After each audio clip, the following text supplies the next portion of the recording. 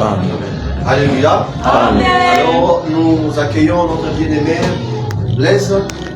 Il va passer avec les acclamations pour la gloire du Seigneur Jésus-Christ.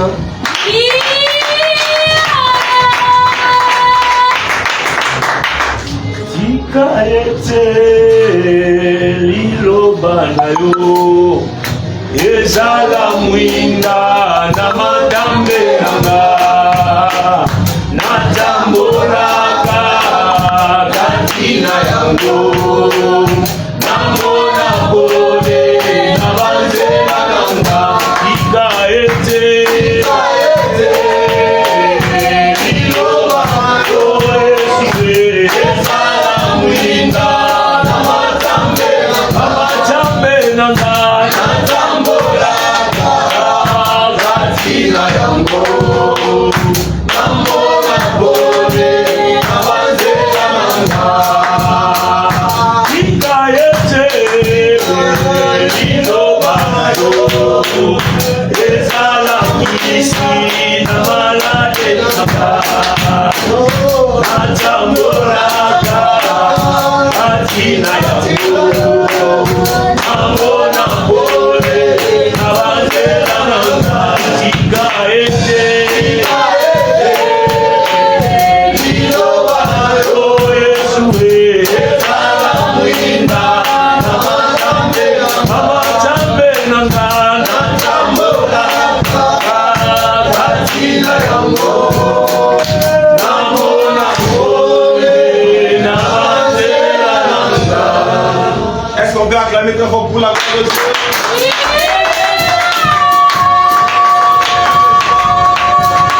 Le Seigneur est tellement merveilleux. Comme nous avons chanté, que sa parole soit une lumière, une lampe à nos pieds. Parce que si nous ne sommes pas éclairés selon sa parole, nous sommes les plus malheureux de la terre. Si nous sommes réunis comme ça, et qu'il n'y a pas la lumière de Dieu au milieu de nous, nous sommes les plus malheureux. Que le Seigneur te bénisse abondamment. Amen. Je rends grâce à Dieu pour le souffle de vie, la bonne santé, les mouvements et l'être. Si nous sommes en bonne santé, c'est tout simplement l'expression de la grâce et de l'amour de Dieu. Nous ne sommes pas meilleurs que les autres. Ceux qui sont morts, il y a des ceux qui sont en exil fuyant des guerres, qui sont en prison même. Et tous ceux qui sont en prison, ce n'est pas tous sortes de coupables. Il y a des ceux qui sont des innocents même. Mais le Seigneur nous a fait grâce. Il nous a accordé la vie gratuitement. Il ne tient même pas compte de nos péchés. Voilà pourquoi nous devons nous dire merci. Et être toujours reconnaissant envers le Seigneur. J'ai encore une fois de plus grâce au Seigneur pour la marque de considération que le pasteur Philippe a apporté à notre endroit. Parce qu'étant disciple, combien qu'on te dise monte ici, tu peux avoir l'enseignement, la connaissance. S'il y a assez de thèmes, tu as médité. Mais si les hommes de Dieu que le Seigneur a placés devant toi, ils te disent pas monte ici pour enseigner, tu ne vas pas monter. Tu ne feras rien. Voilà pourquoi nous bénissons le Seigneur. Parce que le Seigneur nous a donné des bons serviteurs de Dieu. Nous, on n'a pas l'habitude de flatter les gens. On n'a pas l'habitude de dire des choses pour flatter les gens. Il faut reconnaître seulement l'amour de Dieu. Nous avons les hommes de Dieu, y compris les pasteurs d'Anne et les pasteurs Philippe. Ce sont des hommes de Dieu qui n'ont pas l'intention d'étouffer les grâces. zimisha Au contraire, ils encadrent, ils donnent des orientations. lakini wanaifundisha na kuiongoza. Voilà pourquoi nous bénissons le Seigneur pour cette classe-là. Tunashukuru tena kwa ile neema iko katikati yetu. Il y a une fois qui m'avait demandé, vous avez changé l'adresse de l'église ou comment? Kuna dada mmoja aliniuliza eti mnageuza tena kanisa ama ni mambo On n'a pas changé l'adresse de l'église. hatukubadilisha kanisa, Mais le Seigneur est en train d'élargir son œuvre. lakini Bwana iko ananenepesha kazi Nous yake. étions du côté Istem avec le frère Jean-Luc. Tulikuwa mambo ya Istem na ndugu Jean-Luc. Aujourd'hui, nous sommes avec le pasteur Philippe ici. Leo tuko na ndugu Philippe hapa. Dans les jours à venir, nous serons avec Papa Célestin. Na masiku itakuwa mbele Et tutakuwa na nous Papa bénissons le Celestin. Seigneur parce que l'œuvre de Dieu est en train d'être élargie. Na tunashukuru Bwana sababu kazi kunaenda kunenepa. Et tout ça sous l'encadrement des hommes de Dieu, le pasteur Dan et le pasteur Philippe. Na hii yote chini ya uongozi wa mchungaji Dan pamoja na Voilà pourquoi nous bénissons le mchungaji. Seigneur pour ça. Ndio maana tunashukuru Bwana kwa hiyo. J'ai béni également ta présence. Nafurahi tena na kubariki uwepo wako. Parce que si tu n'étais pas venu, je n'allais pas enseigner les chaises. Kama kweli haungekuja singefundisha viti hapa. Lisons notre écriture de base. Tutasoma andiko letu la msingi Exode 25, Kutoka 25 le verset 9. na mstari wa 9. Nous allons revenir pour que même si tu étais venu seulement aujourd'hui, Na tunarudia sababu hata kama ulikuwa tu siku ya leo ya tu puisses kwanza comprendre ce que nous sommes en train de parler. ili ujue ni nini tunayozungumzia. Exode 25, le verset 9, nous lisons au nom de Jésus. Amen. Vous ferez le tabernacle Utaifanya hema et tous ses ustensiles pamoja na vyombo vyake vyote d'après le modèle que kufuatana na mfano ule je vais te montrer. nitakao kuonesha. On lit le 40e verset du même livre. Tutasoma tena 40 yake. 40e verset. Regarde Angalia et fais d'après le modèle na ufanye kufuatana na qui mfano t'est montré sur la montagne. uliokuoneshwa pale mlimani. Amen. Est-ce qu'on est ensemble? Pamoja. C'est dans cette écriture-là Ni katika andiko ile que nous avons tiré notre thème. tunaotoa kisina chetu, Notre sujet, sababu sije nous avons yetu tiré là-bas. tulianzia nayo Parce que le pale, Seigneur avait inspiré son serviteur, le bien-aimé Célestin, sababu Bwana alimpatia tena ndugu yetu Celestin pour en parler. kusemezea kwa Nous hiyo devons bâtir d'après les modèles. kuzungumzia kufuatana na mfano. Pourquoi nous avons choisi ce thème? Tulichagula hii kisina juu ya nini? C'est très important. Ni ya muhimu sana. Bâtir quelque chose, Kujenga kitu mais c'est très important ni ya lazima tena de zaidi le faire d'après les modèles. kuijenga kufuatana na ile mfano umepewa. Ne pas le faire selon ses sentiments, Usifanye sababu na makutaka kwako, ne pas le faire d'après ses propres envies. usifanye kupitia makutaka kwako tu. Non. Hapana, Je donne un exemple simple à la manière des hommes. mfano ule ambao unaweza kuleta kwa watu. Tu es un ingénieur, Uko kama ingenieur la société Vodacom. na societe Vodacom, Je donne un exemple à la manière des hommes. Ça y est, il n'y a pas de verset. Je donne un nasema hapa hakuna exemple. verse, lakini inaleta mfano tu ya watu vile wanaishi. C'est Vodacom Ni Vodacom qui crée son entreprise. anaianzisha kampuni yake, Il prend tout, il met à ta disposition. anaifanya vyote, anakupatia mikono yake. Toi, tu es seulement l'ouvrier. Wewe unakuwa kama mfanyakazi. Quand tu arrives, tu implantes l'antenne. Wakati unafika unaweka antenne ile, Tu vas faire d'après les instructions qu'on t'a données. utaifanya kufatana na vile Et balikuambia, ensuite, tu ne vas pas t'approprier de la chose pour dire que na uwezi kumaliza kusema hii kitu sasa. ouais, c'est cette antenne que j'ai plantée. Unaona hii antenne iliweka hapa, C'est moi qui l'ai plantée et cela m'appartient. ni yangu niliweka na inakuwa ya kwangu. Un autre exemple est simple. Mfano mwingine wa mwepesi Chez les chrétiens catholiques, kama vile wa ndugu wa Kristo Katoliki, les prêtres que vous allez trouver là en train de servir, ule kuhani mtamkuta pale mkuu, il ne va jamais dire que ça l'apparence lui appartient. asiwezi kuambia sema ile nani parosi ni Il yako. peut être là, Anaweza kuwa et pale, à un moment donné, on peut aussi enlever le met ailleurs. masiku inayokuja anaweza wakatolewa wakapelekwa fashi nyingine. Surtout que nous devons bâtir d'après le modèle. Unapaswa kujenga kufuatana mfano. Les propriétaires du modèle, c'est d'abord Dieu lui-même. Kwanza mwenyewe kuwa na ile Amen. kitu chake ni Mungu C'est mwenyewe. Dieu qui a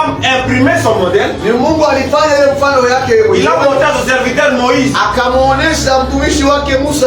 Et le modèle tire son origine depuis la montagne. Ni kusema ile kitu inaanzia mwanzo wake kumlima. La même chose, Kitu kimoja quand kimoja, le Seigneur a demandé à Noé wakati alimwambia Bwana alimwambia Noa de bâtir l'arche, ajenge safina, Noé n'avait pas bâti l'arche selon ses sentiments. na Noa Amen. sikufanya ile C'est safina toujours kwa Dieu qui avait sababu donné à Noé les mesures. ni Mungu alimpatia alipatia Noa les détails. mamezili yote na mifano na vitu vyote. Comment est-ce que Noé devait faire l'arche? Namna gani Noa alipasha kuijenga ile Voilà safina. pourquoi il est écrit ce qui arriva du temps de Noé. Ndio maana imeandikwa kusema iliyofika kwa wakati wa Noa Arrivera de même au jour du Fils de l'homme. itafika hata kwa siku ya mwana wa mtu. Celui qui a donné le modèle, Aliyeleta mfano c'est le Seigneur Jésus lui-même. ni Yesu Kristo mwenyewe. Est-ce qu'on est ensemble? Pamoja. Et c'est Jésus même qui devait venir bâtir Na l'homme. ni Yesu alipasha kushuka na kujenga. Voilà pourquoi vous allez remarquer, Ndio maana mtaona tous les prophètes wanabii wote sont venus. walikuja.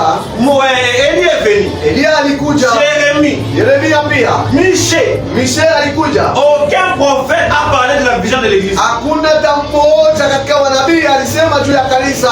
Aucun prophète Hakuna hata nabii mmoja n'a chassé les démons. aliyefukuza mapepo. Aucun prophète Hakuna hata nabii mmoja n'a pardonné les péchés. alisamea dhambi za watu. Est-ce qu'on est ensemble? Amen. Quand même ils avaient tous l'esprit de Christ en eux, Aliyakuomba walikuwa wote na roho kwa Kristo ndani yao. ils ne venaient pas de leur propre gueule. Alikuanza kutoka kwao wenyewe. Voilà pourquoi au début de leur message, Ndio maana mwanzo ya ufunuo ils yao avaient toujours l'habitude de dire ainsi parle l'Éternel. ndio walianza kusema hivi, Bwana wa milele anasema. La parole du Éternel me fait adresser en ces mots. Neno la milele ikanijia kwa neno hili. Donc lorsqu'un prophète parle, Wakati nabii anasema il ne parle pas d'après ses propres sentiments. asiseme kwa yeye mwenyewe. Hapana. Est-ce qu'on est ensemble? Tuko pamoja. Voilà pourquoi c'est lui qui a envoyé autrefois les prophètes. Ndio maana ule alianzaka kutuma manabii ile siku. Lorsqu'il est venu, Wakati alipokuja il est entré dans le temps. akaingia katika wakati. Lui à son tour, il ne va pas dire Yeye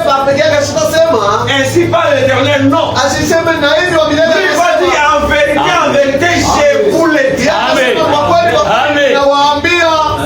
Amen. Est-ce qu'on est ensemble? Amen. C'est pour démontrer que c'est moi qui ai envoyé autrefois les prophètes. Alianza kusema mimi ndio nilianza Et je suis venu pour les saluer. sasa ninakuja juu ya wokovu ya taifa. Pour délivrer le peuple en Égypte, Juu ya kuokoa taifa kule le Misri. Seigneur avait envoyé Moïse. Bwana alituma Musa. Mais pour notre délivrance, Lakini sababu yetu sisi Dieu n'a pas envoyé Moïse. Bwana sikutuma Musa. Le Seigneur est venu seul en personne Lakini yeye mwenyewe alikuja pour entacher la soif du peuple. ili kupatia tena L'eau était obligée de sortir dans les rochers. maji ilipaswa kutoka kule kwenye Mais pour jiwe. entacher ta soif et moi, Lakini juu ya kumaliza kiu les chako rochers de Moïse ne suffisaient pas. ile Amen. jiwe ya Il a Musa fallu les ilikuwa. véritables rochers du Seigneur Jésus lui-même. Amen. Yeye mwenyewe jiwe Il faut entacher ta soif. ashuke na amalize kiu Amen. chako. Est-ce qu'on est ensemble? Amen. On acclame très fort pour la gloire de Dieu.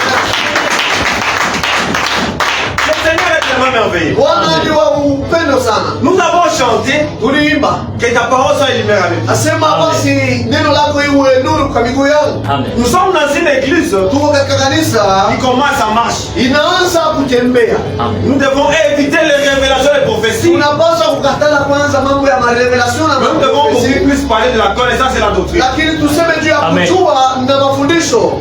Mais nous savons que Tunajua ya kuwa le Seigneur est souverain. Bwana ni wa vyote. Dans Proverbe 9, le verset 7, Katika kitabu cha Methali 9 on dit la sagesse a bâti sa maison. asema ni hekima inajenga nyumba, Le Seigneur qui est venu, na Bwana aliyekuja dans Matthieu 16, le verset 17, katika Mathayo 16:7 yake pour dire que tu es Pierre, asema wewe ni jiwe, sur cette pierre je bâtirai mon église. wewe ni Petro, lakini kwa hii jiwe nitaijenga kanisa langu. Mais avant de bâtir l'église, Kabla aijenge kanisa il va lake, d'abord demander lakini ataomba à ses disciples kwa wa mitume wake, qu'est-ce que les gens du dehors disent me concernant. asema bantu wa nje wanasemaka nini juu yangu, Et ensuite il va demander na baada atarudia la qu'est-ce kusema que vous dites. na wewe sasa Mais munasema. la réponse que Pierre va donner, Sasa ile jibu italeta le Seigneur va dire que ce n'est pas la chair des gens qui t'ont révélé ces choses, Job. Bwana anasema hii sio damu wala nyama inayokuambia mambo kama haya, mais c'est mon Père qui te l'a révélé. lakini Baba Et anayekufunulia. il va dire tu es Pierre, Na anasema wewe ni sur Petro, cette pierre je bâtirai mon église. ya jiwe hili nitalijenga kanisa langu. C'est le Seigneur qui a vu la vision de l'église. Ni Bwana Yesu Kristo aliona ile onyo. Vous allez dans une église, Ukienda katika kanisa vous voyez encore les divisionnaires. wanasema mko visionnaire. Donc s'il voyage, Kama yeye il n'y a anatoka, pas une autre qui va prêcher après lui. hakuna mtu anapaswa Donc on met kuhubiri. les audios, les vidéos, Wanabeba maojo ya video. sa prédication parce que c'est lui le visionnaire. Yeye ndio visionnaire banaweka mapredikasyon. Notre pasteur, il est là, il est assis parmi les peuples. Pastor wetu yeye ule ko pale mkuikana. Un homme de Dieu aime. Lakini mtu mwenye Mais kujishusha. vous, si vous allez dans les églises d'autrui, Lakini mkienda mkanisa wenyewe. maman pasteur n'allait pas s'asseoir là-bas derrière. Mama pastor asitaka na Vous allez voir une chaise, le fauteuil là devant. Utaona kiti kia bien kumbele. Exclusivement pour les pasteurs, les visionnaires. Ile ni kia kiti tu kia pastor. S'il n'est pas là, c'est sa femme qui gère l'église. Kama haina yeye padri yake ndio anapaswa kuwa. Ça, ce n'est pas notre modèle. Ile haina Amen. chombo wetu hapana. Ça, ce n'est pas notre modèle. Ile Amen. mfano wetu. Pour construire le tabernacle, Juu ya kujenga hema. et même le Seigneur a montré le modèle, Kama Bwana alionyesha les peuples devaient contribuer. lakini Amen. mataifa walipaswa Tout le kuleta. monde a donné les contributions. Bantu walileta machangizo. Et c'est comme ça l'œuvre de Dieu, Na ndio vile sasa kazi ya Mungu ils ont fait le tabernacle. ikaanza jengwa ile hema. Pourquoi ils avaient l'idée de faire le tabernacle? Kwani walikuwa na ile wazo ya kujenga hema. C'est pour que le Seigneur puisse trouver les demeures parmi les peuples. Ndio Bwana apate nafasi katikati ya taifa. Amen. Je suis en train de revenir ici ce qu'on avait dit. Ninarudia kwa mambo yote tuliyosema. Parce que si le tabernacle n'était pas fait d'après le modèle, Kama hii hema haijengwi kufuatana na mfano, le Seigneur n'allait pas habiter parmi les peuples. Bwana asingeliweza kukaa pamoja na mataifa. Mais si seulement le Seigneur avait donné le modèle, Lakini Bwana vile alivyoleta mfano, il devait respecter le modèle alipasha kutii kwanza ile mfano wake, pour que le Seigneur ili kwamba Bwana mwenyewe trouve son demeure parmi les peuples. apate nafasi pale kwa mataifa. On avait dit dans 2 Samuel 7, le verset 5 jusqu'au 8e verset. Samueli wa pili 7.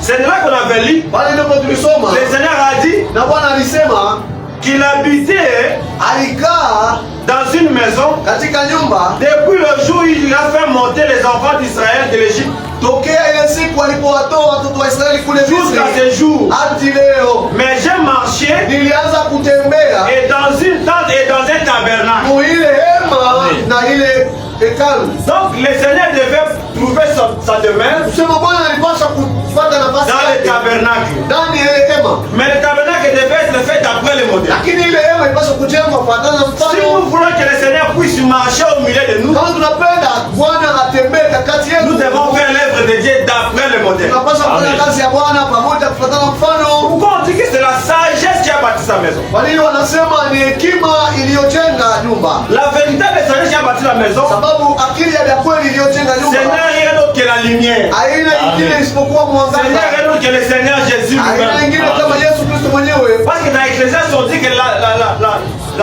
sagesse d'un Sababu homme mhubiri inasema hekima ya mtu fait briller son visage. inaanza kuangaza On roho a fait de yake. lier la sagesse à la lumière. Kusema hekima inakuwa pamoja na mwangaza, La sagesse, c'est la lumière qui a été créée depuis l'éternité. sababu hekima ni ile iliyoumbiwa kutokea milele. Voilà pourquoi Moïse ne pouvait pas bâtir l'œuvre. Ndio pale penye Musa asipashe kujenga, Aucun prophète ne pouvait voir la vision de l'église. na hakuna hata mmoja mnabii Parce qu'en alipashe réalité, en kuona eux, il y avait le péché. sababu ndani yao ulikuwa dhambi, Moïse n'était pas parfait. sababu Musa asikuwa Élie n'était pas mkamilika. parfait. Elias kama ni Tous les mkamilika, prophètes qui sont venus, na manabii wote waliokuja ils veulent que c'était des humains. vile walikuwa ni watu tu, En eux, il y avait l'imperfection. ndani yao mlikuwa Ils kutokamilika, ne pouvaient pas bâtir l'œuvre. hawakuweze kujenga. Voilà pourquoi le Seigneur Jésus, Ndio maana Bwana lui Yesu qui est la véritable lumière, yeye ambaye ni mwanga wa lui kweli, à qui il n'y a même pas de péché, ndani yake hamna hata dhambi il a dit kidogo. qui me convaincra du péché? Asema nani C'est ataniakikishia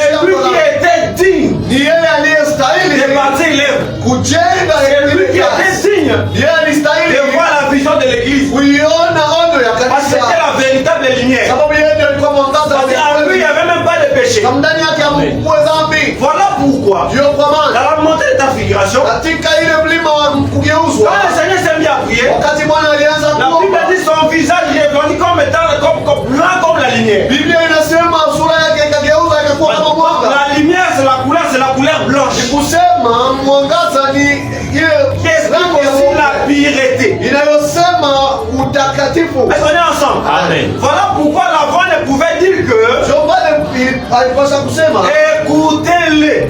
sauti ilisema Élie était là, sababu Elia Moïse alikuwa aussi pale, était là. Musa alikuwa pale, Mais il devait disparaître wao walipaswa parce kupotea qu'en eux, ils ne sont pas des modèles. sababu wao hawakuwa ni Ils ne sont mfano, pas parfaits. wao hawakuwa wenye Voilà pourquoi ils kukamilika. devaient disparaître Ndio maana walipaswa kupotea pour que le Seigneur reste seul.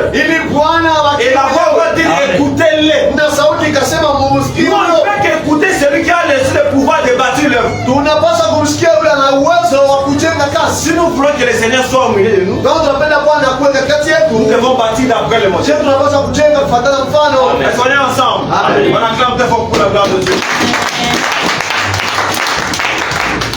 Ceux qui étaient là avec nous, Wao walikuwa pamoja na sisi, ils avaient compris walielewa que nous avons dit que le Seigneur lui-même, sema ya kwamba Bwana mwenyewe il est d'abord l'architecte. yeye anakuwa mfinyanzi. C'est l'architecte qui dresse d'abord le modèle. Yeye ndio anaanzaka kutengeneza Il mfano, prépare toutes les choses anatayarisha mambo yote et il donne maintenant le modèle pour qu'on puisse exécuter. na anapatia watu sasa batumikie yeye. Nous l'avons lu Na tulisoma dans Hébreux 11, le verset 10. katika Waebrania 11 mstari wa On 10. parle d'une cité céleste. Wanasema juu ya ile site ya mbingu. On précise que ça a des solides fondements. Asema inakuwa na misingi yenye kukangamana. Et on dit dont le Seigneur lui-même, il est l'architecte. Ndani yake Amen. wanasema Bwana Yesu mwenyewe ndiye Et les bâtisseurs. na Amen. mjengaji. Et on précise que ça a des solides Na fondements. wanasema inakuwa na misingi ya nguvu. Est-ce qu'on est ensemble? Amina. Amen. Nous devons soutenir Tunapaswa kubakia wenye le kushikama Seigneur Jésus. pale penye Yesu Parce que lui, il est infaillible. sababu yeye asiweze C'est lui qui kushindwa. a des solides fondements. Na ni yeye ndio anakuwa na misingi yenye Dans kushikana. l'église, Ndani ya kanisa nous ne sommes pas venus soutenir un homme. hatukukuye kusaidia mtu ama Nous ne sommes pas venus aider le pasteur. hatukukuye nyuma ya Parce pastor. que nous venons de Kinshasa. Hapo ndio tunatokea Kinshasa. Bon, comme le prédicateur vient de Kinshasa, Vile watumishi wanatokea Kinshasa. tous qui venons de Kinshasa, Wote tulitokea nous Kinshasa. devons les suivre. Tunapaswa kumfuata. Vous êtes des malheureux. Wale mko baone.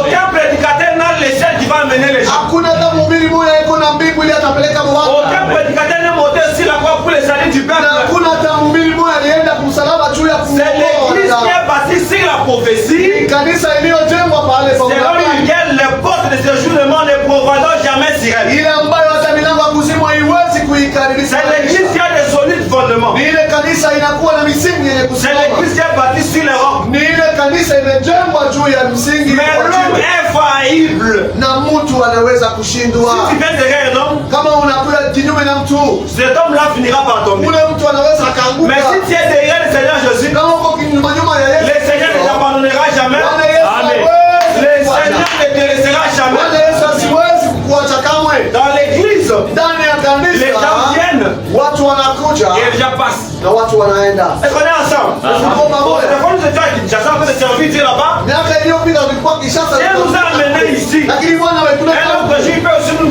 délocaliser d'ici. na Bwana anaweza akatutosha Mais tena. l'œuvre de Dieu continue sa marche. Lakini Amen. kazi ya Mungu itaendelea Amen. tu. Nous ne devons pas être des fanatiques des gens. Hatuweze kuya watu wanamfuata C'est ce qui Mungu. détruit l'œuvre. Ile ndio iko naalisha Nous kazi. devons tous être derrière la vérité. Sisi Amen. sote tunapaswa kujialinye kule kweli. Soyons comme les chrétiens de Béret. Tukuye kama wale waamini La Bible dit qu'il recevait l'enseignement avec beaucoup d'empressement. walianza kuipokea ile mafundisho na Mais il vérifiait aussi. lakini walianza kuangalia. Est-ce qu'on est ensemble? Amen. Donc, ne soyez pas fanatiques des prédicateurs. Usikuwe tu fanatiki wa wahubiri, Parce que notre modèle, sababu mfano wetu c'est les apôtres. ni wa mitume. D'abord Jésus, Kwanza Yesu, les apôtres, kisha wa et mitume, nous allons imiter les na apôtres. sisi tunaanza kuwafuata wa mitume. Amen. Est-ce qu'on est ensemble? Amen. On acclame très fort pour la gloire de Dieu. Nous avons dit que dans 1 Corinthiens 3, le verset 10, Tulisema Wakorintho wa kwanza sura 3:10, de la même manière dans Hébreu, on a dit que la cité là avait des solides fondements. vile walisema ke ile mji inakuwa na Les misingi. apôtres ont dit, nous avons déjà posé les fondements Wa mitume nao wanasema tuliweka misingi comme un sage architecte. kufuatana na ule mwenye Nous hekima. comprenons que Tunaanza kuelewa avant le Seigneur Jésus était comme l'architecte. kuacha mbele Yesu ambaye ni mwenye Les kuanzilisha apôtres kazi. aussi sont les architectes. Wao pia wa mitume nao Et ils ont posé les fondements.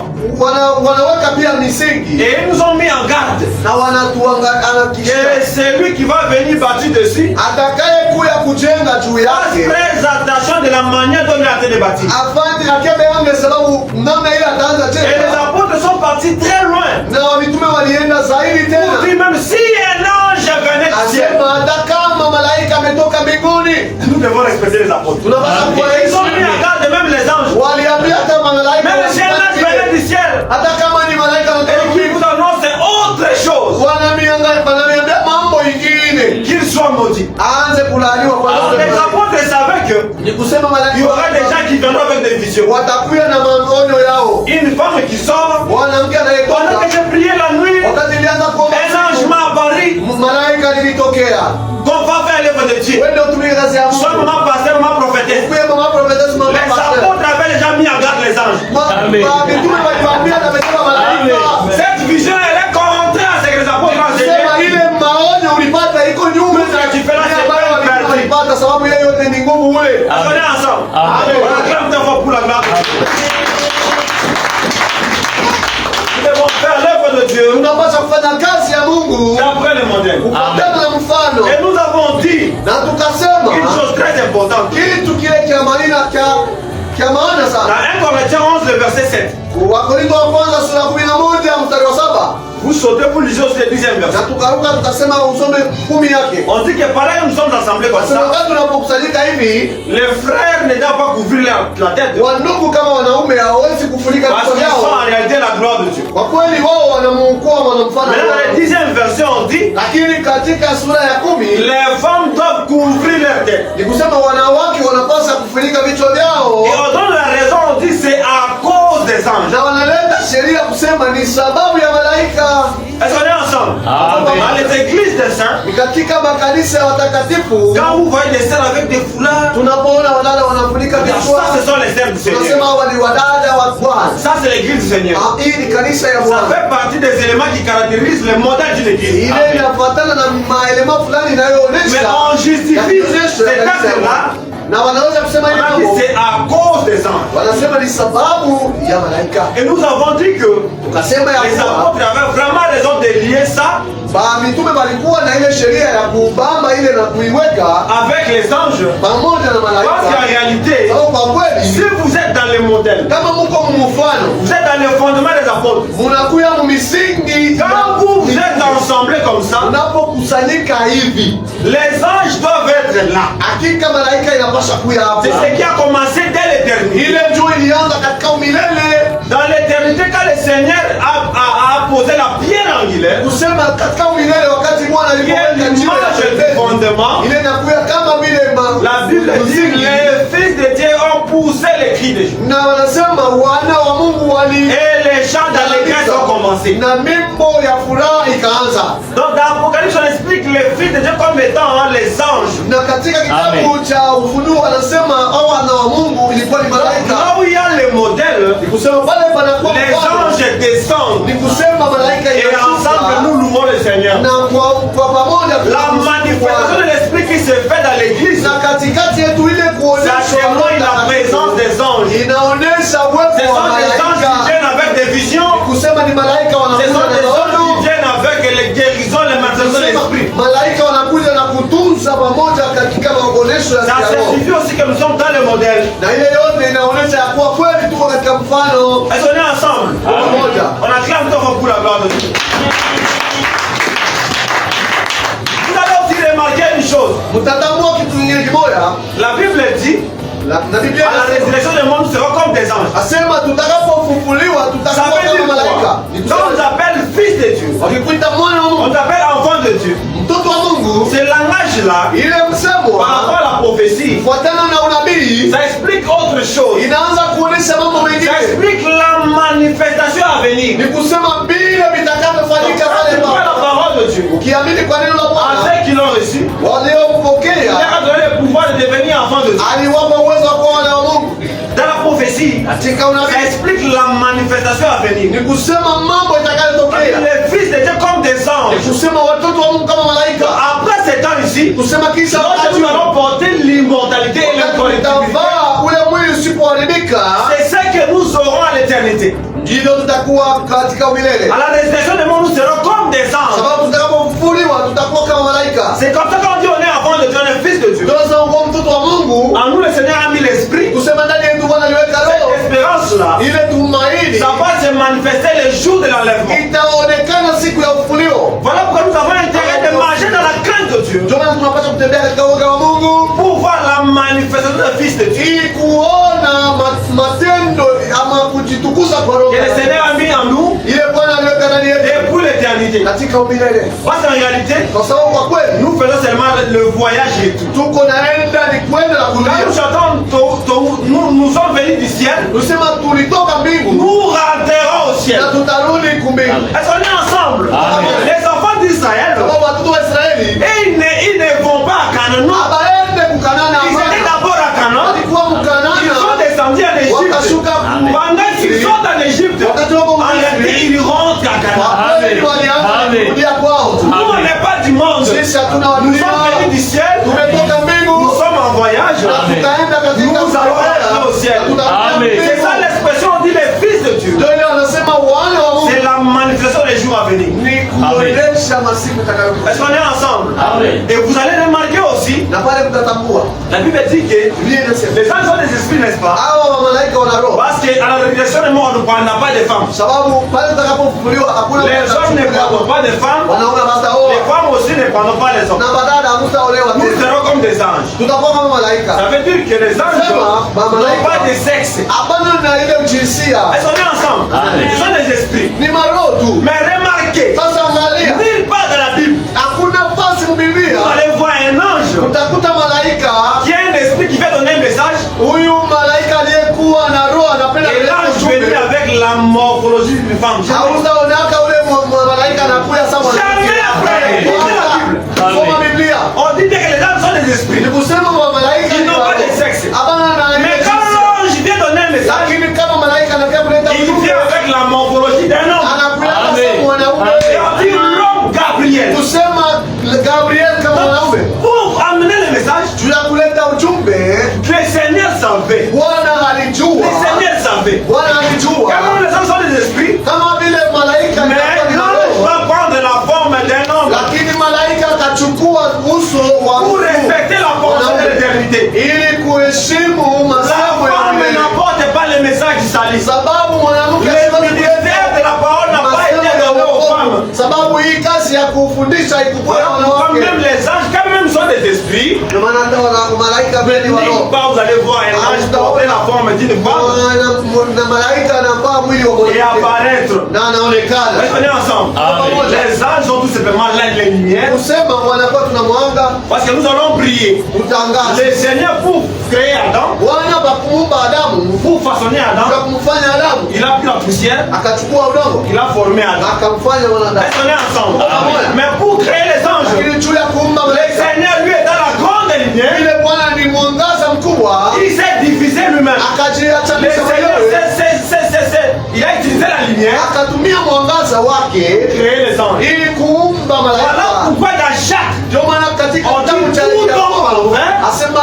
zawadi toute yote grâce excellente na neema vient de yote Père des Lumières. imetoka kwa Bwana wake. Est-ce qu'on est ensemble? Amen. Donc Amen. pourquoi on dit que les dons, les grâces viennent de Père des Lumières? Kwa nini wanasema zawadi La manifestation de l'esprit qui est le don spirituel. kuonekana kwa roho ilikuwa mazawadi ya En roho. réalité, c'est la présence de Dieu qui est la lumière en toi. Hakika inaonekana ni Bwana wa mianga, C'est lui le Père des Lumières. yeye ni baba wa Il mwanga va se déverser en toi ambaye anaanguka ndani yako pour le salut du peuple. ili wokovu uingie katika Est-ce qu'on est taifa. ensemble? Amen. Voilà, clap de fois pour la gloire de Dieu.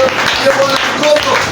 Que le Seigneur te bénisse abondamment. Bwana akubariki kwa utele. Bâtir d'après le modèle. Kujenga kufuatana na mfano. Si nous voulons voir la présence de Dieu, Kama kweli tunapenda tuone nous uwepo voulons wako voir la manifestation de l'Esprit, na tuone kutenda kwa Roho nous Mtakatifu, devons tout faire d'après le modèle. tunapaswa kufanya yote kufuatana na mfano. Et nous avons dit, Na tulisema ce n'est pas seulement les apôtres qui sont notre modèle, haina tu wa mitume ambao ni mfano wetu, tout prédicateur, lakini kila anayetangaza un injili, enfant de Dieu, mtoto wa Mungu il wote devient aussi un modèle pour les peuples. anakuwa Amen. mfano juu ya taifa. Amen. Les apôtres ont dit, Na wa mitume walisema soyez tous mes imitateurs, frères. mutuige sisi wa ndugu, Donc nous devons imiter les sisi prédicateurs. tunapaswa kuwaiga wanaohubiri. Et portez vos regards sur ceux qui marchent ainsi suivant les modèles que vous avez vus en nous. Nasema na muangalie sawasawa kwa mambo yote tuliyoitembelea. Je ne peux pas enseigner le peuple de Dieu la crainte de Dieu Mimi siwezi fundisha taifa la Mungu uoga wa Mungu si moi-même je ne vis pas la crainte de Dieu. kama mimi mwenyewe siishi kumwogopa Mungu. Je ne peux pas demander au peuple d'offrir Siwezi kwambia taifa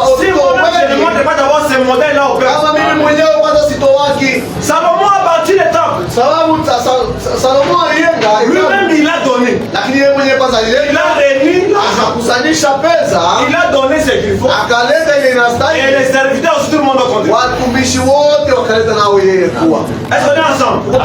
Quand je demande au peuple de prier, tunasema taifa muombe. Moi je dois être celui qui prie. Na mimi napaswa kuwa yule ambaye anaomba. Ce n'est pas que tu es là à l'église. Haina pa kwa kanisani. Tu prends les saints de l'église comme étant tes copies. Unabeba wadada wa kanisa wanakuwa walidada. C'est des tiens du haut de la chaise. Unasimama kumbele kanisa. Évitez l'impudicité. Ogopeni dhambi. Évitez l'impudicité. Ogopeni usharati. Maintenant quand tu sors à l'église, tu vas raconter la scène avec vous faites ces aventures là. Unaenda na unadada mnafanya mambo yenu. Donc il va te dire toi tu es un aventurier. Asema wewe kukuwe aventurier wa yule. Toi tu dis là-bas mais regarde. Wewe ulisema na bibi unafanya. Est-ce que biko babo? Ce qui fait la force d'un prédicateur. Wewe unafanya kama nguvu ya mtangazaji. Servir le Seigneur avec une conscience irréprochable. Amen. Bwana na ile dhamiri safi. Amen. Donc quand tu dis des choses, kama unasema vitu, toi-même tu dois la pratique. Kwanza unapaswa kuitumikia. Kama Timothée, wewe mwambie Timothée, fais ici ton enseignement. Sema wewe angalia sana parce que ça te sauvera toi-même. Utakuokoa mwenyewe.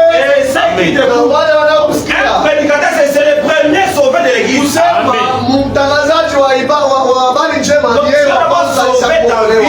Kwanza unapaswa kuokoa maisha yako na kujiokoa mwenyewe. Est-ce qu'on est ensemble? On acclame très fort pour la gloire de Dieu. Et nous avons dit, ce n'est pas seulement les prédicateurs. Nous qui croyons à la parole de Dieu, nous qui avons cru avant les autres, nous sommes aussi devenus un modèle pour les autres. Nous sommes des modèles pour ceux qui viennent après nous. On avait lu ça dans 1 Thessaloniciens 1er verset 5.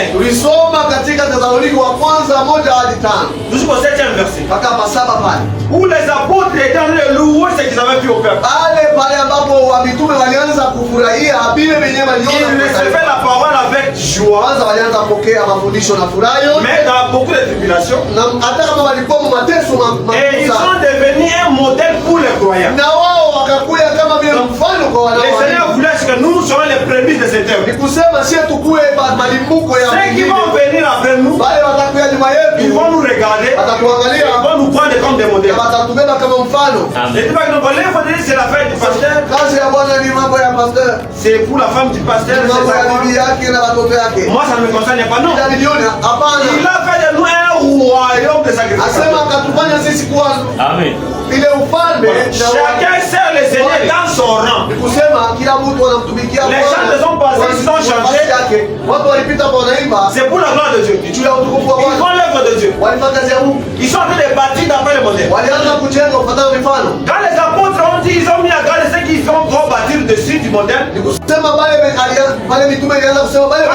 continuez dans l'exil de la suite, la Bible dit parce que l'œuvre de chacun sera quand tu bâtis mal, c'est le modèle de l'apôtre. Ça, tu auras un cas où le Seigneur va te demander. Tu vas rendre compte de la manière que tu as bâti. Parce que chacun nous sommes appelés à se présenter au tribunal. Là, le pasteur sera seul. Sa femme sera seule. Toi, sera seul. Vous allez remarquer. Quand l'ange est venu pour faire sortir l'autre à Sodome, l'ange va dire quelque chose de très important. Sauve-toi pour ta propre vie. Soyez ensemble. Ne pense pas que comme ton mari c'est un pasteur, comme tu es la voix du pasteur, le Seigneur va vous accorder les saluts collectifs. Non. Le salut n'est pas collectif. Quand la Bible dit, le salut c'est que quiconque croit. Donc si tu crois, tu es sauvé. Si tu ne crois pas, tu ne seras pas sauvé. Donc, on avait dit à l'autre, sauve-toi pour ta propre vie. Donc on s'efforce d'être sauvé pour notre propre vie. Le salut n'a jamais été collectif. La même chose quand le Seigneur a dit à Noé. Lisez bien la Bible. Vous allez dire, la Bible dit, le Seigneur a dit à Noé, fais-toi. Ujifanishie. Fais-toi lâche. Ujifanishie pour que tu sois sauvé. Ili uokolewe. Amen. L'appel du Seigneur, elle est individuelle et personnelle. Kusema wito wa Bwana inakuwa ya mmoja kwa mmoja. On a dit à Noé, fais-toi. Nasema ujifanishie. Est-ce qu'on est ensemble? Amen. Aujourd'hui, l'arche est ouverte. Ni kusema leo Si tu veux te sauver, pas seulement au Seigneur Jésus, ukiamini tu kwa Bwana Yesu Kristo, ça ne demande rien. haikuombe kitu. C'est pour sauver ta vie. Ni juu ya kuokoa maisha yako. Est-ce qu'on est ensemble? Nous devons être sérieux quand nous faisons le bien. Tunapaswa kuwa wenye kukamana mkazi. Parce que notre vie en dépend. Sababu maisha yetu inakuwa Notre manière de s'habiller, notre manière de prier, namna yetu ya notre kuomba, manière de servir Dieu, namna yetu ya notre manière même de venir au culte namna yetu hata ya kuja kanisani, devient d'office un modèle pour les nouveaux convertis. maana moja inakuwa mfano kwa wale watakaoamini sasa. Quand lui il va nouvellement dans l'œuvre de Dieu, Kama tunaifanya kazi ya Bwana, même si on prêche, hata kama tunahubiri, il va comprendre les choses progressivement. wataanza kuelewa polepole, Mais lui il va seulement commencer à observer. lakini ataanza tu kuniangalia. S'il vient à l'église, Akifika kanisani, il trouve que quand tu viens en retard, wakati wewe unakuja kama unaenda, il va prendre ces modèles. anapewa mfano ile. Là, il arrive à l'église, Akiwa kanisani, il trouve que anakuta tu n'es pas zélé dans l'œuvre. hauna tu wa Lui kujitoa, aussi ne sera pas zélé. yeye naye asitajitoa. Est-ce qu'on est ensemble? Tuko pamoja. C'est d'œuvre pour que ça aille de l'avant. Juu hii kazi iende mbele, Ça va dépendre de ton effort, itadepana na nguvu yako même mes efforts. na nguvu yangu. Tous nous soyons unis comme un seul homme Sote tukikuwa kama mtu mmoja pour bâtir l'œuvre de Dieu. ili kuijenga kazi ya Ne Bwana. dis pas que c'est l'œuvre du pasteur Philippe, Tunasema hii ni kazi ya Bwana Filipi, c'est sa richesse à lui, non. hii ni utajiri yake. Nous disons ces choses, Tunasema vitu hivi, nous les disons avec simplicité de cœur, tunaisema na moyo wote avec joie, na furaha yote, parce que nous savons que notre pasteur croit comme ça. sababu Amen. tunaamini kwamba hata mchungaji wetu anaamini Lui ne veut pas kwamba s'approprier l'œuvre. asipende kujichukulia hii Il kazi veut l'œuvre de Dieu et anaipata il attend une récompense du Seigneur. na anachunga pia hata malipo ya Bwana. Alors n'hésite pas Sasa à continuer pour cette œuvre. juu ya kushindwa kuendelea na kazi hii. Parce que pour que cette œuvre aille de l'avant, Juu hii kazi iende mbele, nous tous devons être réunis sisi sote tunapaswa pour kujitanika bâtir l'œuvre de Dieu. usimama wima ili tujenge Que le kazi ya Seigneur te Bwana. bénisse abondamment. Bwana akubariki kwa mtele. Est-ce qu'on est ensemble? Tuko pamoja. Nous avons dit Nisema par rapport kwa sababu à la contribution ya machangizo pour la construction, juu ya majengo, je précise bien, juu ya majengo Dieu inasema permet même les païens, hata Bwana anaruhusu hata mabagano, même une personne qui est athée, hata mtu ambaye asijaamini il Mungu peut venir contribuer. anaweza kuya anafanya mchangizo. Nous l'avons donné, Tulisema on avait utilisé dans Esdras, tulisema katika Esdras, pour ceux qui étaient là, wale waliokuwa hapo, le Seigneur avait disposé un roi païen, Bwana aliweka mfalme mpagano, un roi syrien. mfalme wa Suria. Il est venu assister les enfants de Dieu Yeye alikuja kusaidia wana dans la construction, katika ujenzi. et on précise les dieux d'Israël, Wanasema ni Mungu wa Israeli, pour dire que kusema même les païens hata wapagano pia peuvent venir contribuer. wanaweza kuya On ne va pas dire, bon, lui c'est un sataniste, il est dans la rose quoi. huyu ni wa Comment il vient avec les ciments, les histoires ici? Non. anakuja vitu ni vya nini Est-ce qu'on est ensemble? pamoja, Et nous avons dit, na tukasema l'adoration est liée au modèle. ni kusema maabudu inaambatana na mfano. Si le modèle, le fondement est bien, Kama kweli misingi iko sawa, l'adoration sera agréée. kusema hata maabudu itaitikiwa. Voilà pourquoi même les prophètes de Baal, Ndio maana wanabii wa Bali comme ils avaient bâti l'autel qui n'était pas d'après le modèle, ile walijenga madhabahu haikufuatana na ils ont mfano. prié, Walilalamika, ils ont fait des décisions. walijikatakata, Les faits n'étaient pas descendus. moto haikushuka. Est-ce qu'on est ensemble? Amen. Ils ont prié, Waliomba, ils ont fait tout ce qu'ils devaient faire. walifanya vyote walipenda. Mais quand Élie est venu, Wakati Elia alifika, il a restauré les temples. Amen. akafanya Il a upya. pris 12 pierres. Akachukua kwanza majiwe Les 12, chiffres 12, c'est aussi les chiffres du fondement. kusema Amen. majiwe 12 ama Comme l'autel était bien fait. ndio misingi. Voilà pourquoi les Saint-Esprit étaient descendus. Ndio pale penye roho ikashuka na moto. Quand j'ai dit les Saint-Esprit, je parlais du feu. Nikasema roho, nikisema sasa Parce que dans Actes des Apôtres, c'était le feu qui était descendu. sababu hata muatena mitume ilikuwa Le feu, c'est ça, le Saint-Esprit pour agréer l'offrande. na Amen. moto inakuwa ni Roho Mtakatifu juu ya kuitikia. Et dans Actes, pour que le Saint-Esprit descende, Na katika mitendo na comme Judas n'était pas là, vile Yuda asikuyepo, Judas Iscariote, Juda il asikuye, n'était pas là, ils étaient dans les 11. alikuwa 11, Les feux ne devaient pas descendre. moto haikupaswa kushuka. Il a fallu qu'on fasse d'abord la prière Ilibidi waombe mbele pour qu'une personne puisse venir prendre la place de Judas. ili mtu akuye akabebe Pour vazi respecter les chiffre 12 qui est le fondement. Amen. Et comme ils étaient 12 automatiquement, le fait de faire descendre. Le fait là, c'était le Saint-Esprit. Donc si nous faisons les choses d'après le modèle, les Seigneurs ne peuvent que descendre. Ensemble. Amen. Vous allez encore remarquer, quand le Seigneur est venu se faire baptiser, quand il est entré dans l'eau de Jourdain, le Saint-Esprit est descendu sous forme d'une colombe.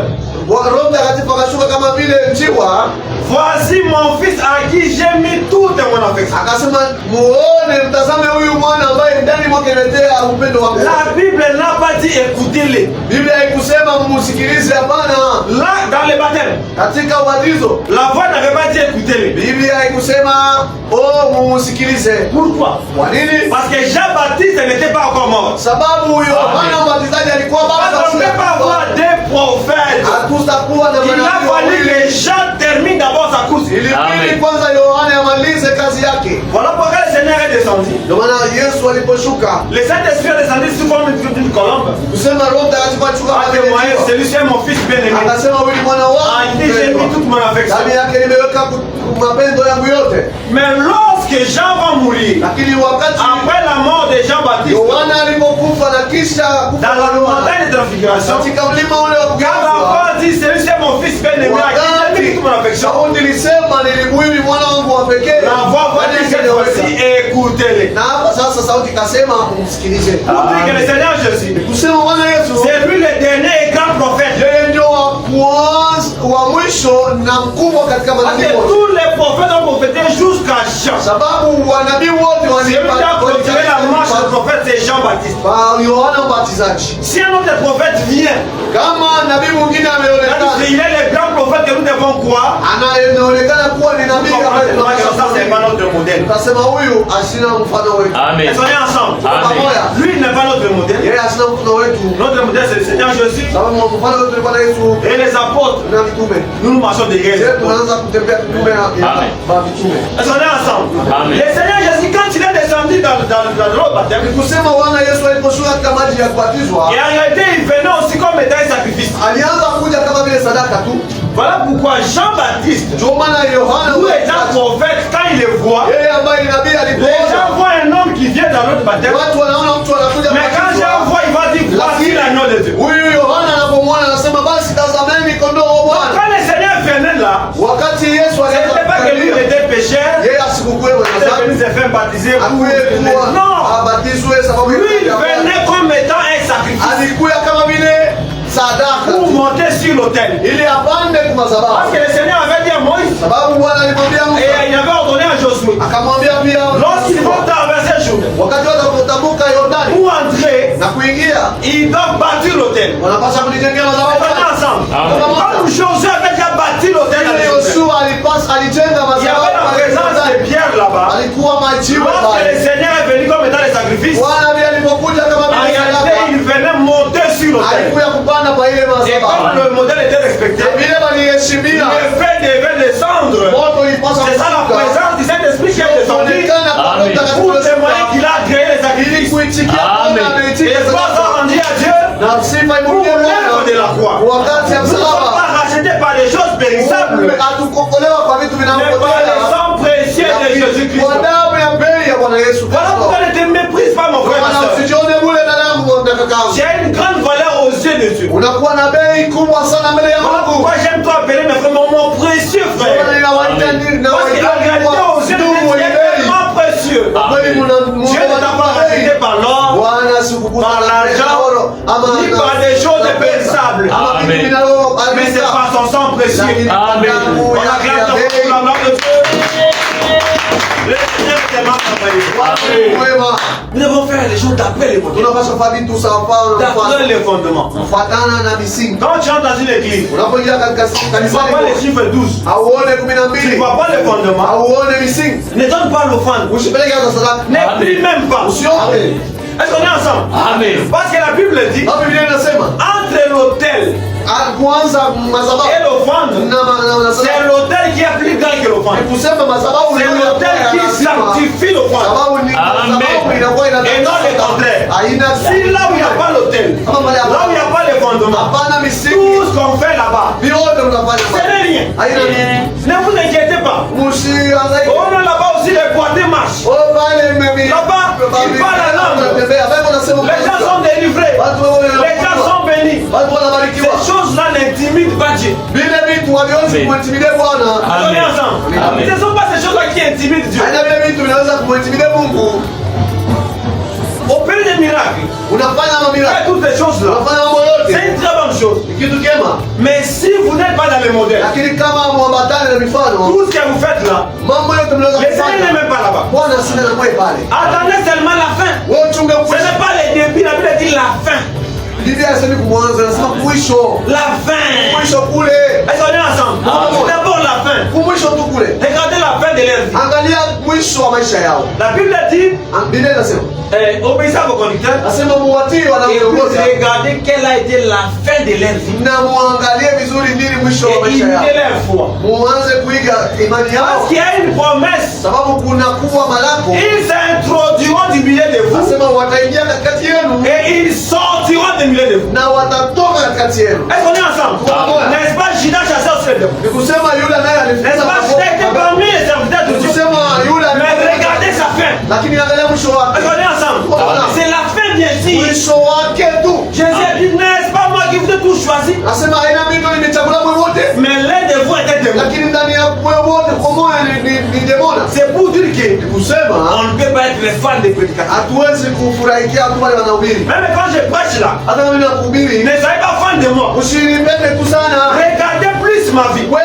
Si c'est que je prêche et comptez à ce que je fais, je suis le serviteur de Dieu. Amen. Est-ce qu'on est ensemble? Donc toi tu prêches aux gens la crainte de Dieu. Mais comme tu veux que tu vis dans les péchés, tu es un aventurier. Est-ce qu'on est ensemble? Notre vie, c'est tout un enseignement. La Bible dit vous êtes des lettres écrites. La sainteté c'est dans la conduite. Vous faites l'église des saints. Vous êtes bien assemblée des saints. Mais quand on rentre à l'intérieur, on ne voit pas les effets de la doctrine. C'est perdu. Est-ce qu'on est ensemble? Quand le Seigneur viendra, c'est pas tu vas dire c'est que l'assemblée des saints. Allez, mettez-vous comme ça. Bon, ceux qui sont d'autres églises, ils vont aller en enfer. Non. Les salis n'est pas comme ça. Les enfants de Dieu sont partout dans le monde. Les apôtres ont dit ceci. Est-ce de chez vous que la parole de Dieu est sortie? Est-ce à vous celle qui est parvenue? Nous on ne peut pas limiter que les salis seulement pour nous les assemblées. La parole de Dieu est venue chez les Juifs et il est parvenu à tous les enfants d'Israël. De la même manière que nous croyons que le Seigneur est avec nous, nous croyons que le Seigneur est avec les autres. Mais le problème c'est de vérifier seulement les fondements. S'ils ont les mêmes fondements que nous, ce sont nos frères. Amen. Est-ce qu'on est ensemble? Amen. Ce sont nos frères. Amen. Le Seigneur avait dit à son peuple, il s'élèvera du milieu des un songeur. Ça veut dire un prophète. Parce que les dons des songes n'existent pas. C'est le don de la prophétie. Parce que j'ai promis de voir un prophète. La Bible dit, il dit la chose et la chose s'accomplit. Est-ce qu'on est ensemble? Amen. Mais qu'est-ce que la Bible dit? Ne le suis pas d'abord. Vérifie son adoration. Vérifie d'abord les fondements. Si tu as mis dans un autre fondement, tu ne l'écouteras pas, tu ne lapideras.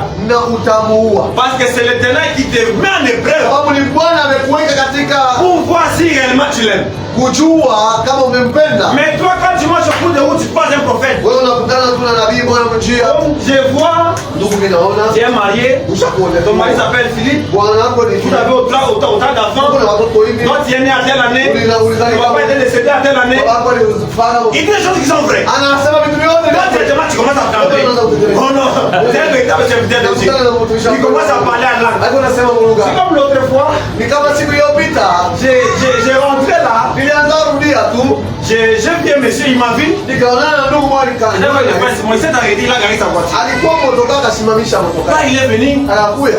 oh non, bonjour, bonjour. Asema jambo jambo. Ah, moi c'est pasteur tel. Mimi ni mchungaji fulani. Oh, le Seigneur m'a mis à cœur Bwana ananiweka katika roho yangu. que tu me bénisses. Isi unibariki. C'est vrai que tu m'achètes un pantalon de chemise. Asema uniuzie tu pantalon na chemise J'ai moja. dit, bon, de toute façon, Na mambo aider les gens comme ça, ce n'est pas un péché. kusaidia mtu haina On est mbaya. ensemble. Ndio. On est appelé à aider même nos frères dans la chair. Unaitwa kusaidia hata ndugu Même katika les inconnus, assister les gens hata dans watu le ambao watu wajue kuwasaidia De watu. toute façon, je n'ai pas grand chose sur moi. Na mimi nikasema bon, shina na kitu cha mnene tu mashi. Mais je dois quand même 30 000 francs. Inaweza kuwa na 30,000.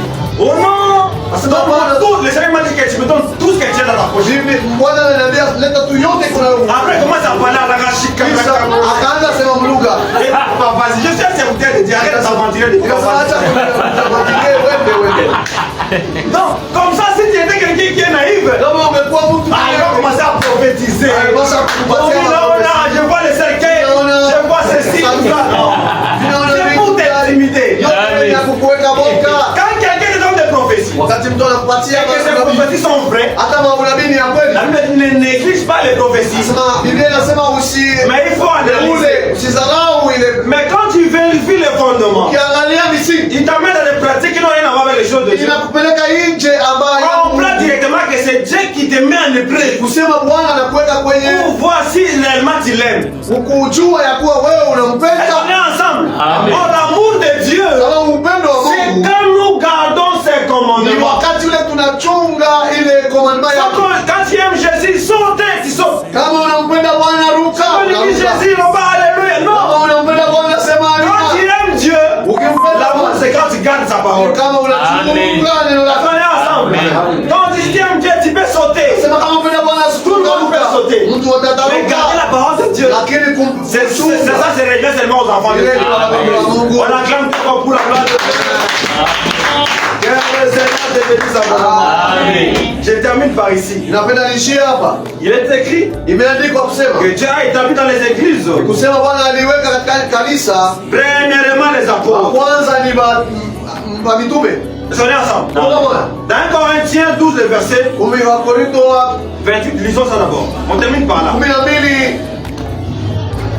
28 12 1 Corinthiens 12, le verset 28. Nous lisons au nom de Jésus. Amen. Voilà. Et Dieu a placé dans l'assemblée Bwana aliweka katika makusanyiko d'abord des apôtres. kwanza mitume, En second lieu, des prophètes. kisha manabii, En troisième lieu, des docteurs. na kisha tena akaweka walimu Ensuite, des miracles. na wanaofanya miujiza, Puis des dons de grâce, de guérison. wanaokuwa na mazawadi ya Des aides et des gouvernés. wanaokuwa na kusaidia na kuongoza. Ça c'est dit dans la, je sais pas si c'est la version d'Albi, hein. Ndio. On disait d'abord dans la version 8 secondes pour voir. Louis II, il est écrit: et Dieu a établi dans l'église premièrement des apôtres, secondement des prophètes, troisièmement des docteurs, ensuite ceux qui ont les dons de miracles, puis ceux qui ont les dons de guérir, de secourir, de gouverner, de parler diverses langues. Voilà. Le Seigneur a établi dans les églises Bwana aliweka katika kanisa lake premièrement les wa apôtres, kwanza ni mitume, ensuite les prophètes, kisha akaweka les wanabii, docteurs et... walimu na kufuata wengine huko. Maintenant, une telle écriture, Andiko kama hii vous allez voir, utaona c'est comme on avait demandé. kama vile aliniuliza Pourquoi l'église c'est l'ensemble des saints? kanisa gani mwasoni ya Oui, il me demande mtakatifu? qui est l'apôtre. Asema nani ncho na mtume wenu? Il dit l'apôtre. Asema Ici, on a des apôtres. asema hapa tuna On a l'apôtre Paul hapa tuko et na l'apôtre Tchèque. tuko na Non, moi je parle de l'apôtre, c'est-à-dire les prisonniers, c'est lui qui a bâti l'œuvre. ni kusema ule alianzisha ile kazi tuko nayo. Donc cette écriture dire dans l'église, premièrement les apôtres. ile ya kusema wa kwanza ni Si nabii vous êtes dans cette église, mtume. les chefs de l'église doivent être l'apôtre. Non, Nasema ule anapaswa kuongoza ile ce kanisa n'est pas ça. ni ule Amen. mtume, hapana. Est-ce qu'on est ensemble?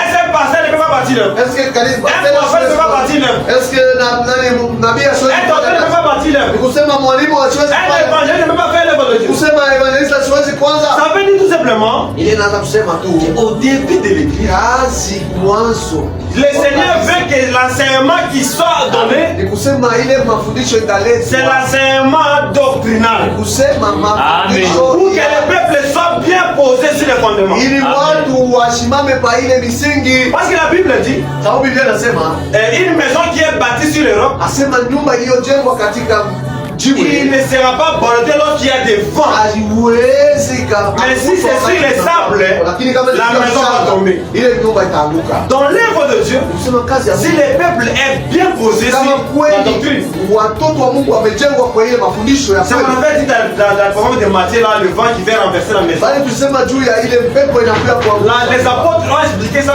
il ne sera pas emporté par tout vent de doctrine. ni kusema ba mitume walikuwa kusema juu ya pepo Donc, yote le vent ya s'explique un mafundisho. autre enseignement. Ni kusema pepo inaanza Si le peuple est bien assis sur la doctrine, kama taifa imejengwa pa on comprend bien les raisons pourquoi nous mettons des foulards, tutawaambia juu ya nini tunaweka mifuko on comprend pourquoi nous marchons derrière les apôtres. tambala juu ya nini tunafuata ba mitume. On comprend que ça c'est parlé par prophétie, parlé par Hii doctrine, balisema juu ya parlé par hii connaissance, balisema juu ya parlé par révélation. hii balisema juu ya ufunuo. Quand quelqu'un vient avec un faux enseignement, Kama anakuja na tu vas, mafundisho non, mengine, non, ça, ce n'est pas ça. hiyo sio Le hiyo, peuple sera suffisamment enseigné, na taifa itakuwa c'est imefundishwa déjà une kweli, sécurité déjà. na ile itakuwa deja ni sécurité. Est-ce qu'on est ensemble? Amen.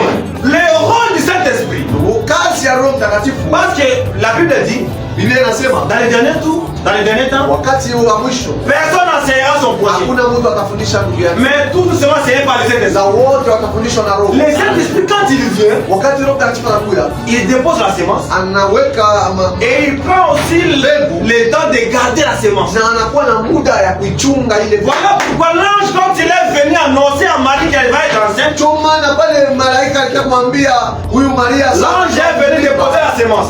ni malaika alikuwa kuleta ile mbegu. Lorsque l'enfant est né, Wakati mtoto alizaliwa, quand Hérode a voulu nuire à l'enfant, ni pale Herode alipenda auwe l'ange qui mtoto. avait mis la sémence, Yule il malaika est venu dans une vision, dit à son anakuja mari, kumwambia huyu mtu wa Yusufu, prends l'enfant, beba mtoto descends en Égypte. uende C'est ça la mission du ministère de la parole. ile ndio kazi ya huduma Nous devons ya amener neno. la sémence au peuple. Tunapaswa kupeleka Nous devons aussi mbegu veiller na que kuchunga le peuple soit bien gardé. ili watoto wa mataifa ichungwe vizuri. Est-ce qu'on est ensemble? Amen. Si le peuple est bien gardé, Kama taifa imechungwa vizuri l'ennemi ne saura pas vaincre l'église. na huyu adui asiwezi Les fidèles ne seront pas kuharibia encore. kanisa.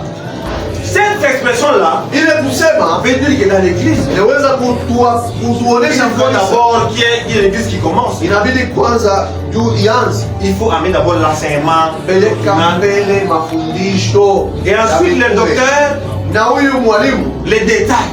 banaweza kuleta Tel service nous faisons comme ça. huyu kazi Nous tunafanya faisons comme ça. ima C'est tunafanya très important. ya muhimu sana.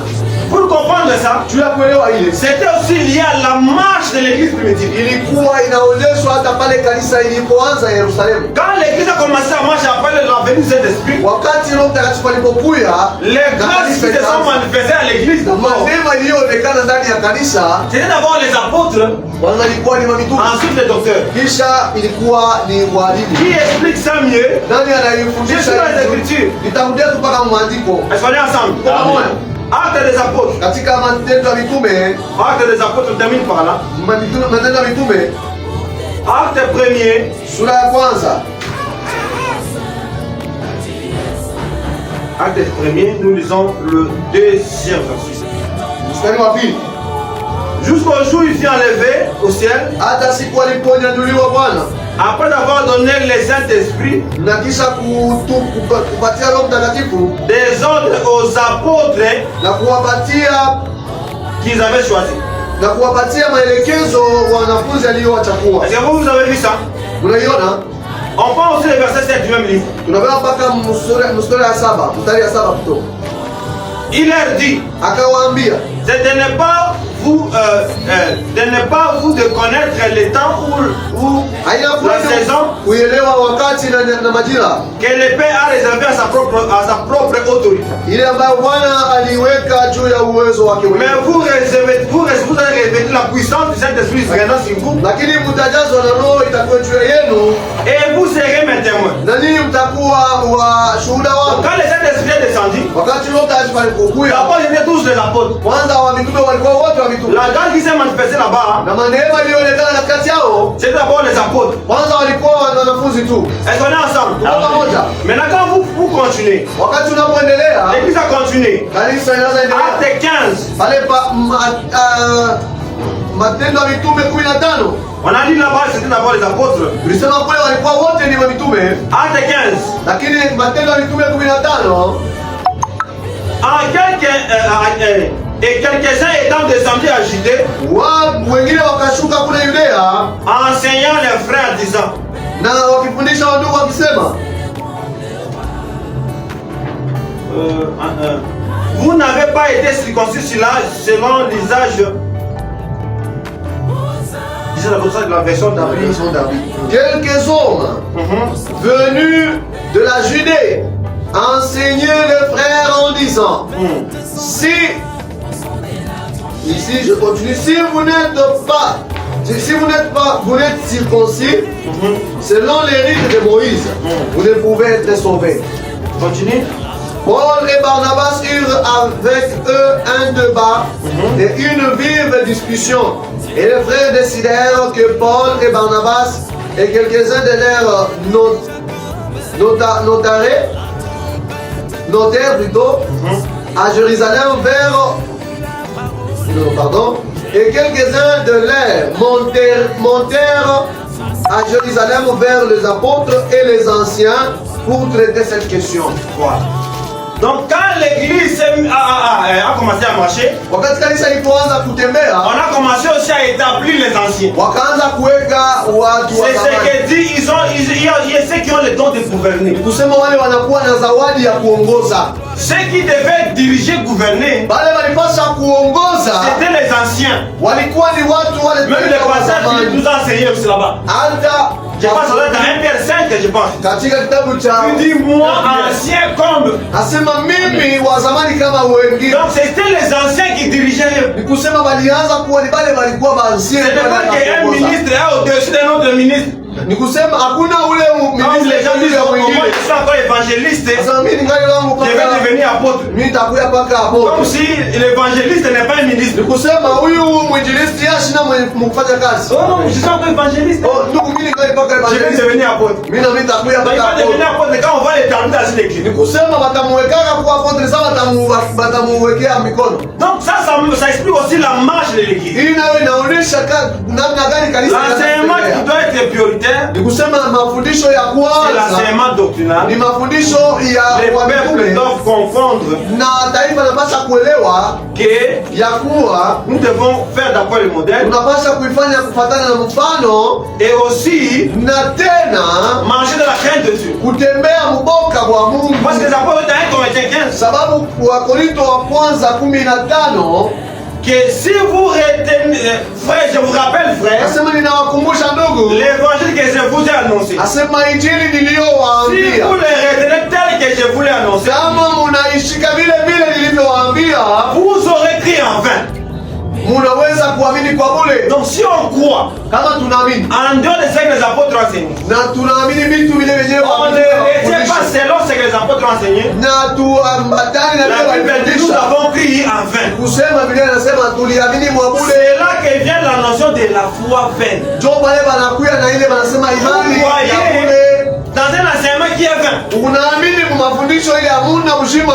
Est-ce qu'on est ensemble? Tuko pamoja? Dans Acte 13, le premier verset, Katika Matendo ya Mitume 13 on a dit dans Acte 1, on a parlé des apôtres. tulisema mmoja alisema juu ya mitume. Dans Acte 15, on va commencer à établir les anciens. Mu Akte 15 walikuwa na Mais avant d'arriver dans Acte 15, Mais quand tufike mu Acte 13, mu acte 13 le premier verset de la Bible dit, na sura ya kwanza il y avait dans l'église d'Antioche kulikuwa katika kanisa la Antioshi des prophètes et des docteurs. kulikuwa wanabii pamoja na walimu. Au début de l'église, Mwanzo wa la grâce kanisa s'est manifestée, c'est la grâce doctorale.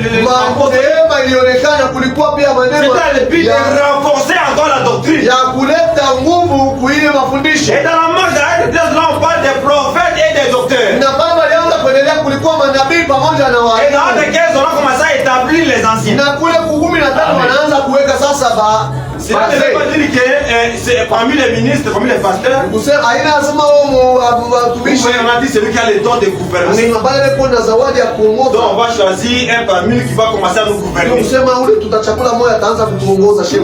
Haina vile, C'est là les anciens qui dirigent l'église. ni watu wale wazee Il n'y a pas les wanaongoza. anciens, ce sont les ministres. Kama hakuna wazee, Dans une église où il n'y a pas de batumishi ministre, les wataongoza. disciples font l'œuvre.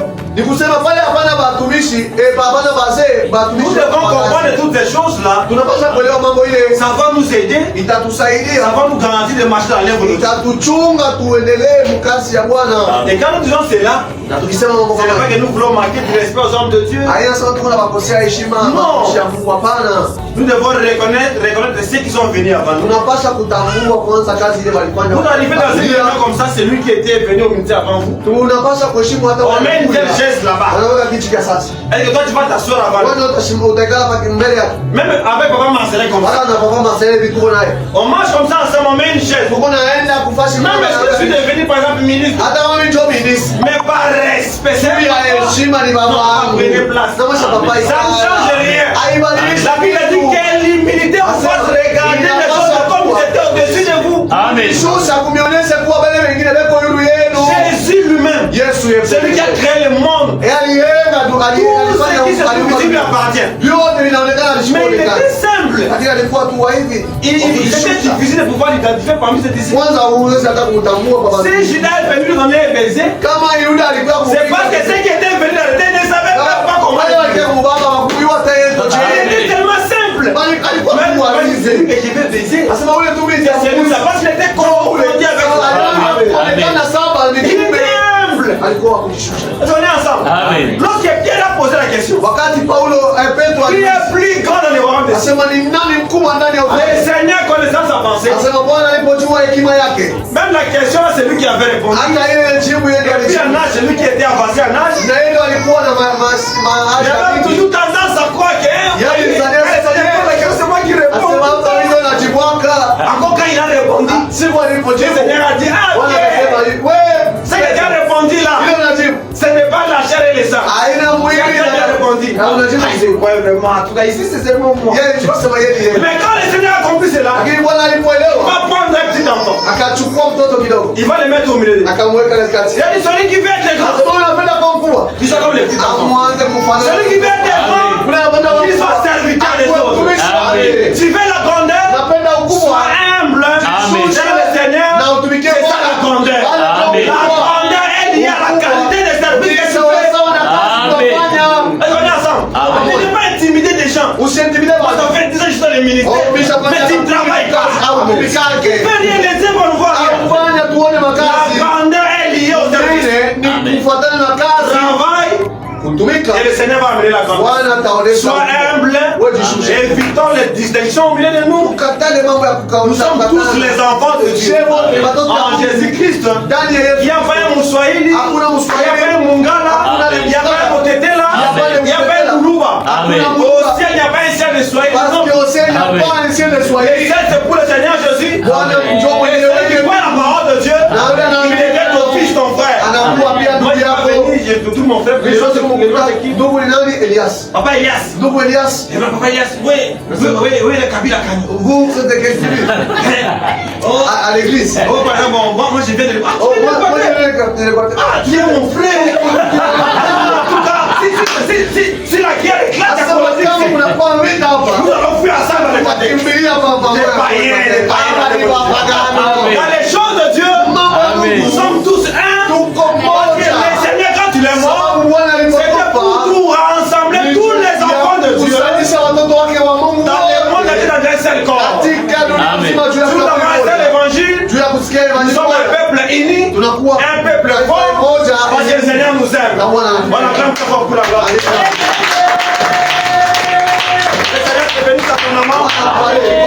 Nous invitons Papa Philippe. J'ai prêché pendant 1h10 minutes, c'est trop. Vous les aider s'il faut parler, on ne tient même pas compte du temps. Merci aussi pour la patience. Nous invitons Papa Philippe à nous conduire dans la prière. Pendant qu'il avance, on acclame très fort pour la gloire.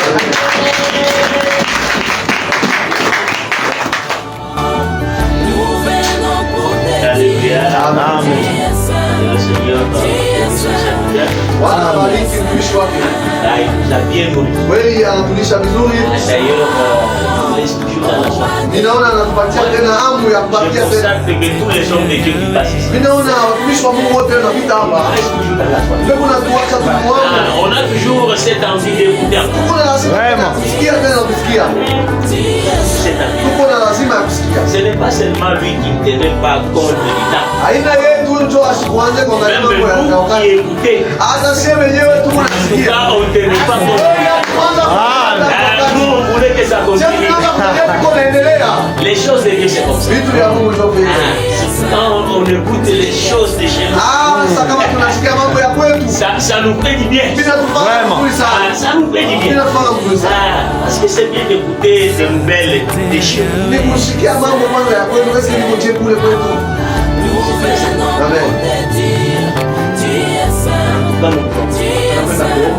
L'homme de Dieu a bien parlé. Et je vous dis que le modèle par excellence c'est que le Seigneur Jésus. Parce que c'est en Jésus il y a toutes choses. C'est en Jésus où on a vu l'humilité. C'est en Jésus où on a vu l'amour. Il y a toutes ces choses.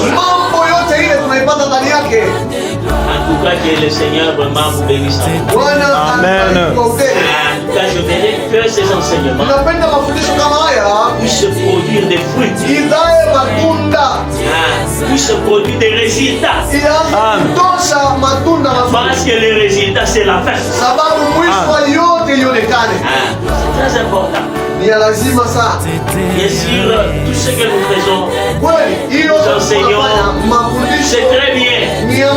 Mais ce qui est important, c'est la fin. C'est les résultats. Et ces enseignements que vous recevez puissent produire la vie en vous. Puissent produire de bonnes œuvres en vous. Amen. Afin que les gens qui dehors puissent voir ces bonnes œuvres. C'est important. Parce que l'Écriture nous dit que votre lumière brille devant tous. Afin que les gens voient vos bonnes œuvres. C'est-à-dire nos bonnes œuvres. C'est la manifestation de cette lumière. Très important. En tout cas, nous voulons prier.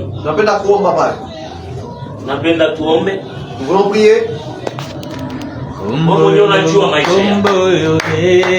Après ces cantiques, nous allons nous plonger dans la prière. Tu dois prier conformément à cet enseignement. Que le Seigneur te fasse grâce. Que tu puisses mener une vie digne, une vie conforme devant Dieu.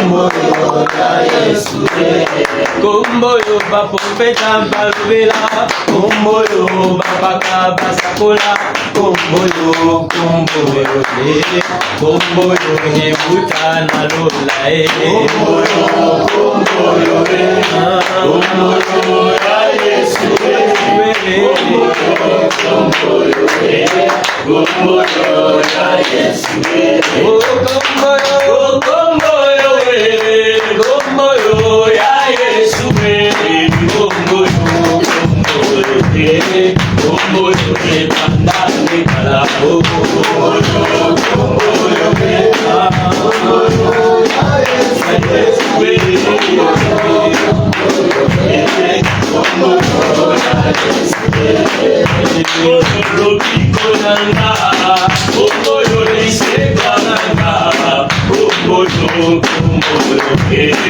komboyo bandane kala komboyo komboyo